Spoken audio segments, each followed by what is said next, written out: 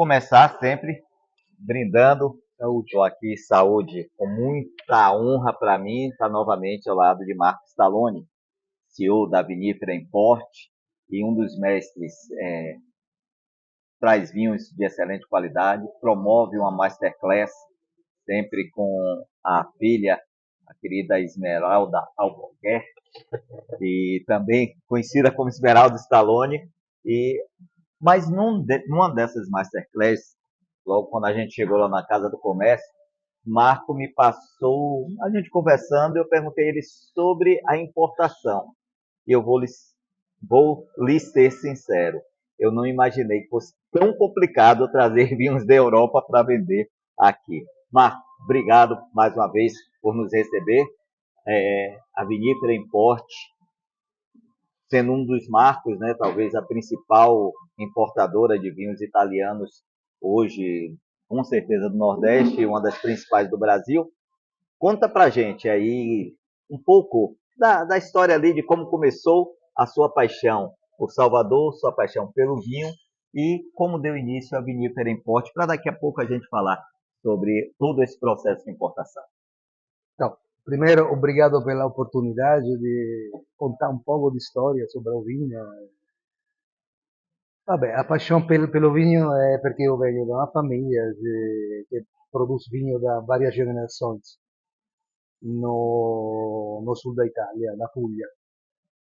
Até che il mio soprannome, come Stallone, è un nome pugliese di origine. Comunque, a parte isso, quando io cheguei na Bahia, pensei, junto com dois amigos, de abrir uma empresa de importação de vinho. E, na verdade, no início nem imaginava a complicação que é Trazer o vinho. trazer vinhos da Europa, ou da qualquer país do mundo, no Brasil. O Brasil é muito complicado no vinho. Por quê? Tem vários fatores. Uno pensa, mas não, tem muita coisa. Atrás de uma garrafa de vinho que você bebe importada no Brasil, tem muito trabalho. Allora, em primeiro lugar, você tem que escolher a vinícola certa. Esse é o primeiro fato. Você tem que escolher vinho justo, que provavelmente, perché você não tem a bola de cristal, que vai agradecer o mercado brasileiro. Perché il mercato e o consumidor brasileiro è molto differente da un consumidor do velho mundo, da un italiano, da un francese, è un mercado muito jovem, então que tem que tentar de adivinhar também algo que agrada e adivinhar que o mercado também está evoluindo. Perché, per esempio, antigamente aqui era muito acostumado a esse vinho muito amadeirado, então se associava a ideia de vinho tinto a vinho que sabia de madeira. Hoje, já em dia, está mudando muito isso, especialmente o público mais jovem. Mais velho ainda está lá, o vinho tem que saber de madeira. Mas quem é mais jovem entende que um vinho bom não deve saber de madeira, porque quando o gosto é de madeira significa que o vinho é stato manipolato. Pensa aí. Mas comunque, a parte isso, você escolhe um vinho, vai na vinícola, aí começa o calvário, começa a penitência, porque a primeira coisa que você tem que fazer é mandar fazer análise desse vinho em um laboratório credenciado do Ministério da Agricultura brasileiro no país onde é produzido. Pode ser Portugal, pode ser França, pode ser Itália, perché o Brasil tem vários laboratórios credenciados. Aí, a primeira coisa, perché serve fazer análise? Serve fazer análise para ver se aquele vinho é, por exemplo, a quantidade de açúcar que ele tem pode ser classificato come vinho secco ou vinho meio secco. Lembrando che la legislazione brasileira è differente dalla legislazione europea, perché no Brasil 4 grammi mais di 4 grammi di açúcar classifica un vinho come meio secco, mentre a Organização Mundial do Vinho estabelece que para ser meio seco, um vinho não serve só ter mais de 4 gramas de açúcar, mas tem que ter uma acidez superior a 3 pH. O que significa que a Organização Mundial do Vinho fa um equilíbrio entre o açúcar e a acidez. Não, no Brasil é importante só o açúcar, já isso incomoda. Incomoda porque muitos vinhos que não são ao paladar meio seco são classificados no Brasil. Então, você tem que esperar o certificado de análise para te dizer como você tem que classificar esse vinho. Aí você tem que fazer o quê? Tem que criar uma retroetiqueta com todas as informações em português, coisa que muitos países não pretendem. Por exemplo, a circulação do vinho na Europa não é obrigatório traduzir o controrótulo na língua original. Além da análise, precisa o quê? Precisa fazer cosiddetto anexo 9, que seria tipo, e depois fazer também um certificado de origem. Se o vinho tem mais de 14 graus de teor alcoólico, tem que fazer outro certificado que se chama anexo 11, que serve porque se não coloca esse certificado, o vinho será classificado como um vinho licoroso. Então, o anexo 11 é um certificado que explica que o vinho é caracteristicamente um vinho de mais de 14 graus. Bom, esse é o primeiro. Aí você tem que tem que realizar tudo isso no momento que você faz o pedido, para fazer análise, certificado de origem, etc. Passa mínimo 60 dias. Menos disso é impossível. Essa etiqueta, o contrarótulo, que às vezes é o contrarótulo completo, né? Sim. Vocês mandam fazer lá e já vai para a vinícola para eles colarem na garrafa. Já vem para cá. É claro. Não, tem duas opções. Ou ele coloca no sticker embaixo da etiqueta original. Oppure, se a garrafa não é ainda engarrafada, ele cria só o rótulo em português. Então, isso é tudo um trabalho que custa caro, porque você pensa certificado de análise, certificado de origem, anexo 9, quando serve anexo 11, fazer a retroetiqueta, isso já.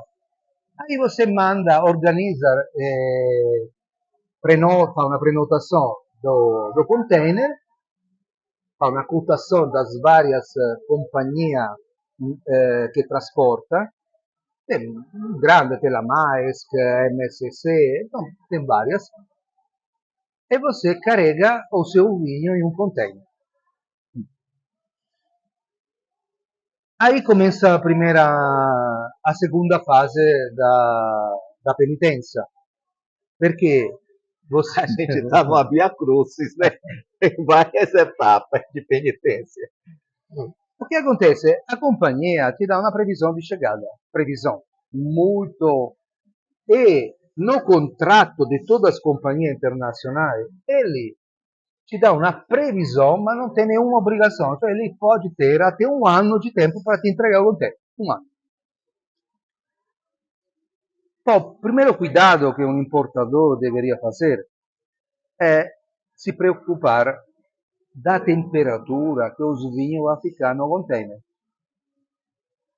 Então, os cuidados são dois, porque depende também do período do ano. Ou tem importadores que não se importa, coloca no container e tchau.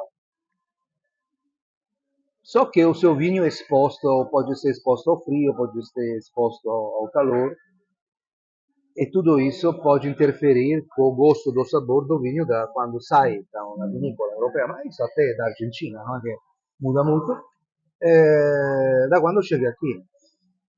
O que o vinho não gosta é uma oscilação de temperatura muito alta. Então, para se garantir uma temperatura média, ou você coloca uma coperta térmica, se chama, e em certo período do ano, onde não tem muita oscilação de temperatura, é suficiente, ma outro período do ano é melhor pegar um container a temperatura controlada. Mas claro que um container a temperatura controlada custa quase o dobro de um container normal. Isso incide. Quando a mercadoria chega no Brasil, às vezes o que acontece? Você espera questa mercadoria, por esempio, no nostro caso, il porto di Salvador, ma il porto di Salvador informa um navio que o porto está cheio e não pode receber a mercadoria. Então, o navio continua e descarga o container em outro porto do Brasil, pode ser pela Rio de Janeiro, Itajaí, qualquer lugar. Aí você tem que esperar que o outro navio pega o seu container e leva para Salvador. Isso às vezes demora, além da viagem que dura um mês da Itália, por exemplo, ao Brasil, demora mais de 2 meses. Então você já pagou a carga e o seu vinho chega aqui depois de 3 meses. Quando chega, aí começa outra via crucis. Outra via crucis perché? Perché quando o vinho chega com toda a certificação emitida para um laboratório credenciado pelo Ministério da Agricultura, não é suficiente. Você tem que fazer novamente análise ao laboratório credenciado para o Ministério da Agricultura no Brasil. Então, para mim é difícil entender por que tem esse dupla. Ou você faz lá ou faz aqui. Então, que serve credenciar lá? Não. A legislação para isso. Então, por exemplo, a gente em Salvador leva para o laboratório da UFBA, da Faculdade de Farmácia. E tudo isso tem um custo muito alto, porque você, per cada vinho na Europa, gasta 100 euro, que são 60 reais, e aqui, per cada vinho, você gasta 800, 900 reais. Mas dice, ma perché o vinho interessa? O custo do vinho, que costa na nota fiscal, tem também o custo de frete. Em cima do custo do vinho e do custo do frete, é calculado a primeira imposta que você paga, que é a imposta de importação, se chama II, que é uma imposta que paga só para a mercadoria que chega fora de mercados, fora do Mercosul. Porque os vinhos do Mercosul não pagam essa II, imposta de importação. Ou seja, logo um parêntese aqui, esses vinhos que chegam aqui do Chile, da Argentina, do Uruguai, deveriam ser muito mais baratos. Isso. Aqui no Brasil, porque não tem esse imposto de importação. Esatto. Continue. E quindi tem tipo una riserva di mercato. Che acontece? Che in cima do custo da mercadoria, do frete, che sommato junto è calcolato esse 27% di imposta di importazione, è calcolato o IPI, imposta di prodotto industrializzato. Ma essa imposta non si calcula in cima da mercadoria, não, se calcula em cima da somatória dos outros. Ou seja, já é um total Exato. de custo. Aí isso aqui cria os impostos federais. Em cima dos impostos federais, que é uma soma, você começa a calcular vários impostos, como o ICMS do Estado. Ecco, ICMS do Estado dipende, perché cada Stato tem una sua aliquota, quindi non posso dire 25, 24, 18, cada Stato tem a sua. Per esempio, no caso da Bahia, a aliquota do ICMS é 27%. É uma das mais altas. Não, tem lugar que é ainda mais alto, mas tudo bem. Inutile agora vamos fazer comparação, porque tem muito Estado no Brasil. Uns cobram mais, outros menos. Geralmente o estado do sul, tipo Rio Grande do Sul, Santa Catarina, são aqueles que cobram menos. Por exemplo, o estado de São Paulo cobra 25, não é tudo essa diferença. Rio de Janeiro 27 também. Ma insomma,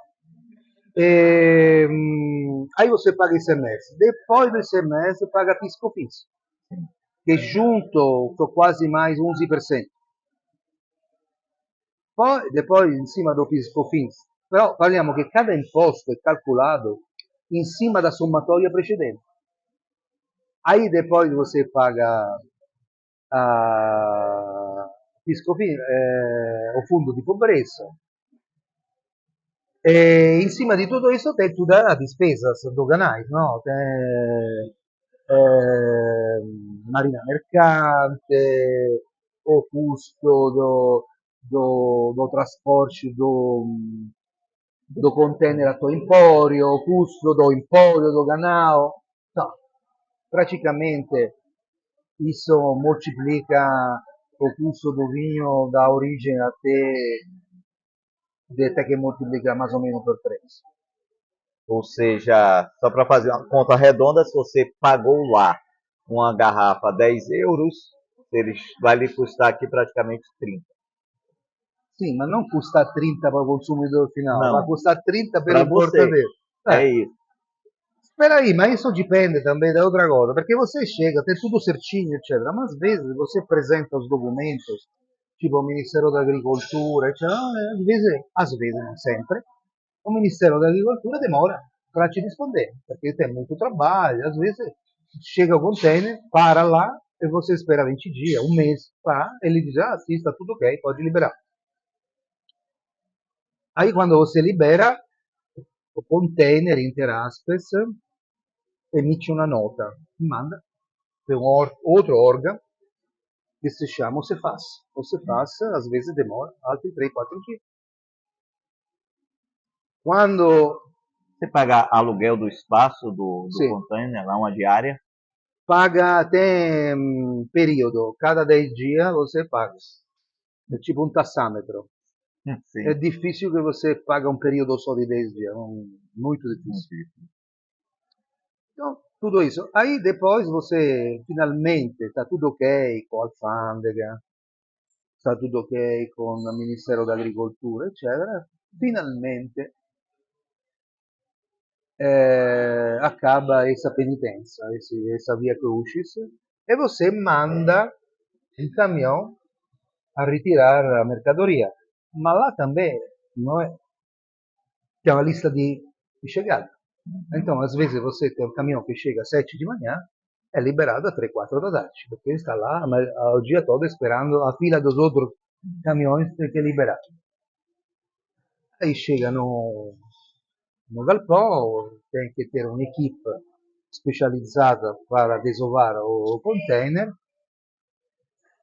e aí você está pronto para vender e entrar no mercado. Quando você vende, isso muitas vezes os nossos clientes não entendem. Ah, me dá um prazo, 30 dias, 40, 60, 90. Tudo bem, mas no momento que eu emito a fatura, eu que vendo tenho que pagar todos os impostos do meu cliente. É isso que ele às vezes não entende. Os impostos são pesados. Então, para ele é tudo normal.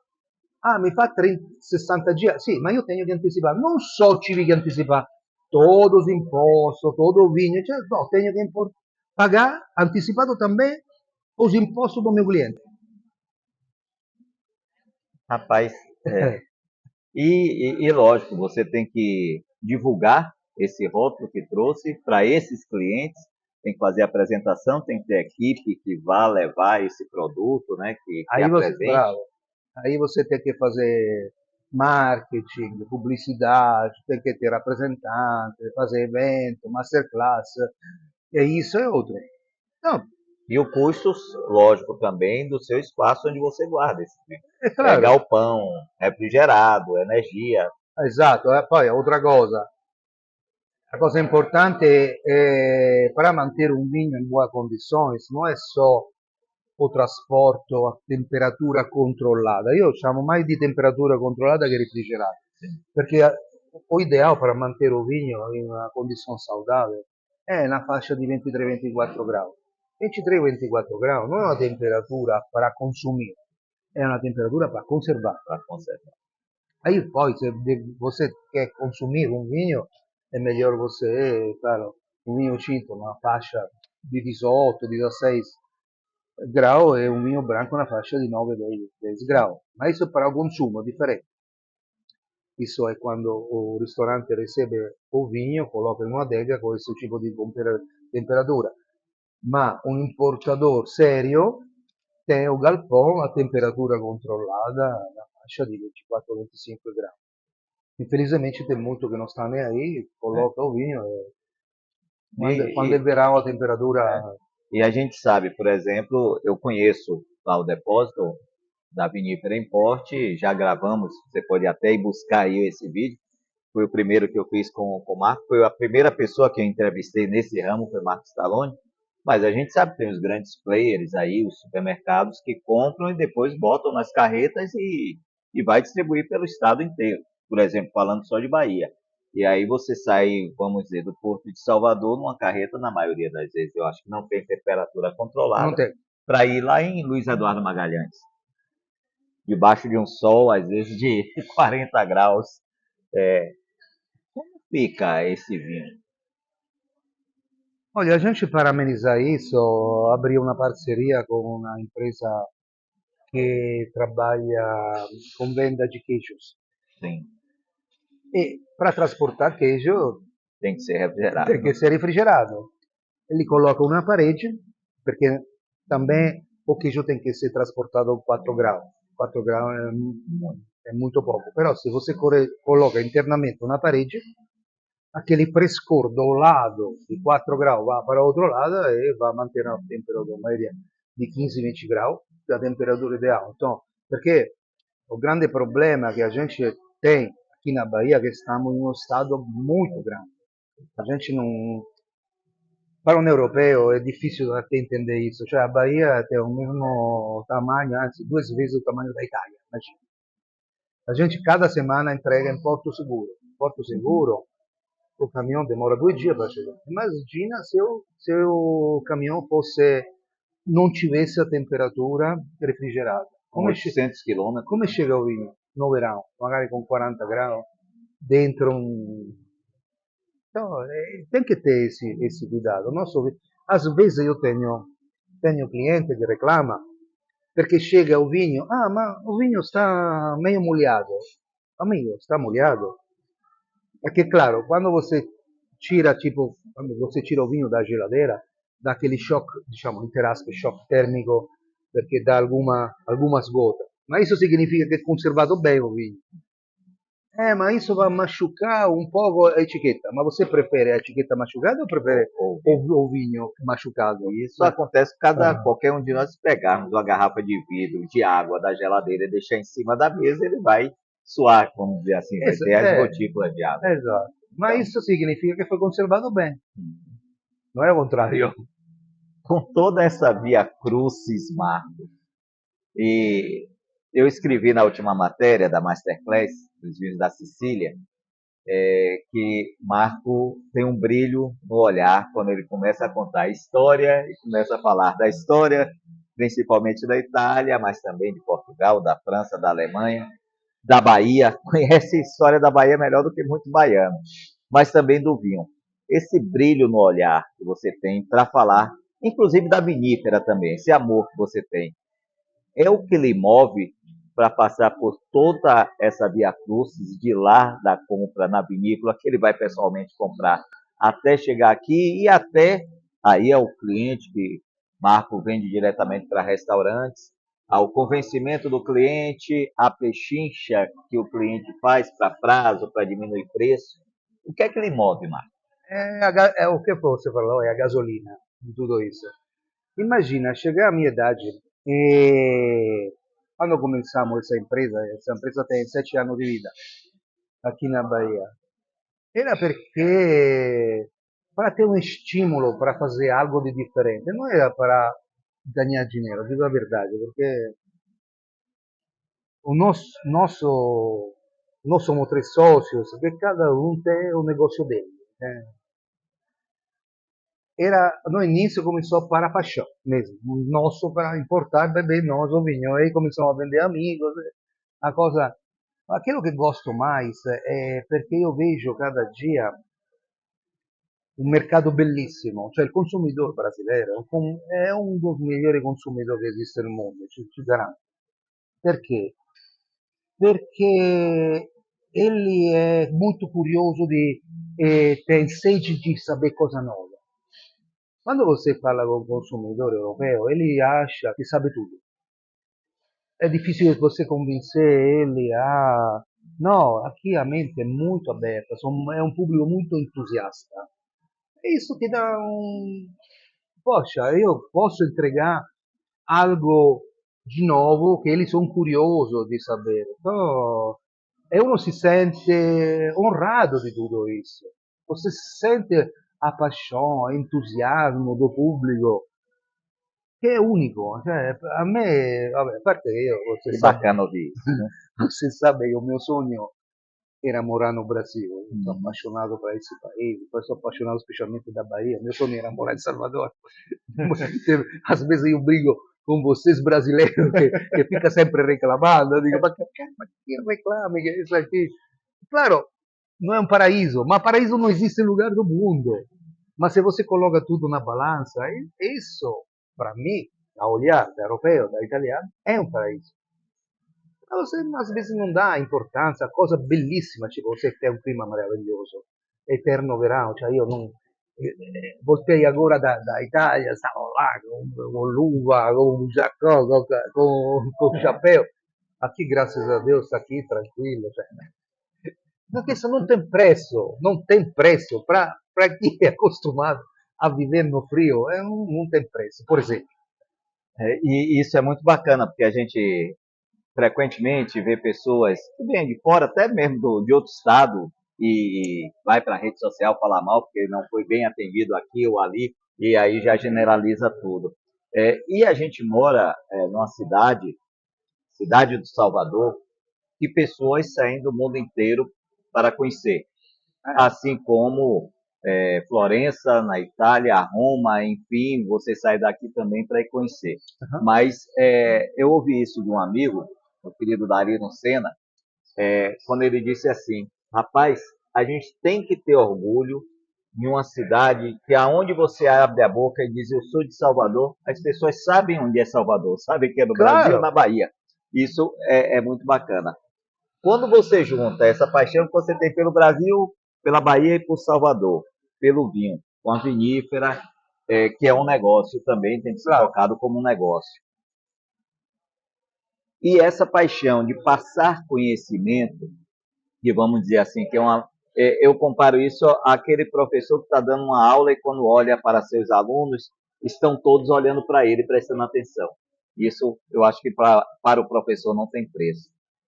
Quando você junta tudo isso, você tem algum tipo de arrependimento de ter vindo, ter aberto a vinífera, ou com problema com algum funcionário, com algum cliente? Lhe desanimou em algum momento? Claro che às vezes tem um momento de desaforo, di rabbia, perché nada è perfetto. Ma sempre, io dico sempre, tem que sempre ter un equilibrio mentale, di giocare sempre una balanza che è buono e che è lui. Io penso sempre a un grande statista alemão, che poi da seconda guerra mondiale, che si chiamava Adenauer. Adenauer faceva una cruz e faceva più e meno. E in cada lado colocava os lados positivo e negativo das coisas.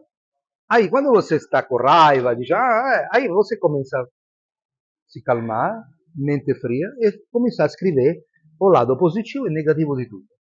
E cada vez que eu faço isso, o lado positivo é sempre maior que o negativo. Que maravilha, né? Que bom ouvir isso. Fazer um ping-pong rápido aqui. Um lugar em Salvador que você gosta de observar. Olha, parla come paesaggio. Sim, um local que você se sente bem e Oggi mi sento bene quando io ho lo sport di Salvador.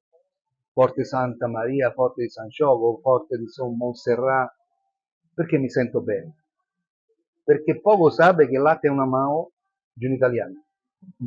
Todos fortes fueron progettados e costruidos por un arquitecto italiano que se chamava Bacci di Pilicaia. Muito não sabe isso.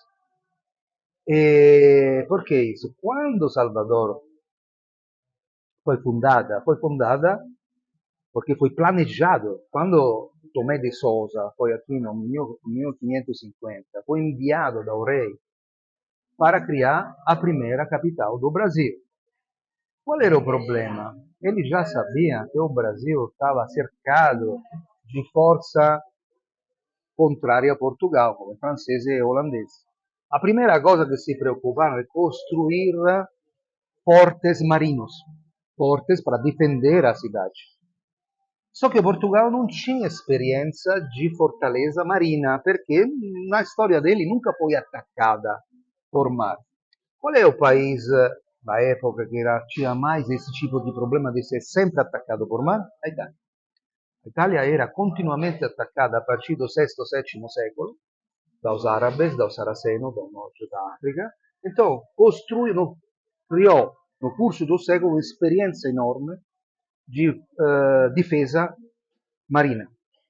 Então, o rei de Portugal, come quando se preoccupò di creare una marina comercial, chamou os capitães italianos, pouco sabe che Enrique, o navigador, che era figlio do rei, quando ele olhou, stava a Sagres, ele olhou o mar e disse, poxa, o futuro do nosso país é no mar. Qual é o problema? Que a gente não sabe construir navio e não tem capitão. Aí começou a fazer, que é? Que são os melhores capitães do mundo naquela época, venezianos e genoveses. Ele começou a chamar cartógrafos para fazer mapa italianos, construtores de navio italiano e capitão de navio italiano. Até que, por exemplo, as primeiras expedições portuguesas eram comandadas por capitães italianos. A isola di Capo Verde foi descoberta da Antonio Danoli, che era un genovese, con una imbarcazione do re do Portugal. Toda a Costa do Marfim foi descoberta por dois capitães italianos che si chiamava Cadamosto, non so se già ouvi parlare, e un altro si chiamava Uso di Mare, e che egli tinha come secondo capitão il grande Vasco da Gama, che aprendeu dele a navegar. Se você pensa, o mesmo nome da América foi por causa do italiano Amerigo Vespucci, che si chiama Americo Vespuccio, che ele navegava com navio português. Por quê? Porque os melhores capitães na época eram italianos. Até os ingleses e franceses, eles usavam capitães italianos. Se você pensa Giovanni Caboto, che descobriu tutto o Nord America, perché ainda oggi quando a navigazione è perto da costa si chiama cabotaggio, per causa di Giovanni Caboto. Perché a New York c'è il ponte di Verrazzano? Perché Giovanni da Verrazzano fu quello che scopriò a baia, che poi fu chiamata baia di Hudson, ma o primeiro che chegou lá foi Giovanni da Verrazzano, che era un navigatore italiano. Então, ele escolheu arquiteto italiano, Bacci di Filicaia, para projetar todos os fortes que tem em Salvador. Eu não sabia disso. Eu sou nascido em Aracaju, Sergipe, aqui, capital vizinha, criado aqui desde os 4 anos em Salvador e não sabia disso. Esse é um local, uma comida típica aqui em Salvador da Bahia. Adoro acarajé. Com pimenta ou sem pimenta? Com pimenta, completa. Completa. Io sempre falo, perché quando ele mi olha, ma você é gringo? Não, me dá a completa. Completa. Um time, Bahia ou Vitória? Não. Eu já te vi que o Mardônio Sampaio né, sempre coloca algumas figuras históricas aí, coloca os personagens, já te colocou 2 vezes com a camisa do Bahia.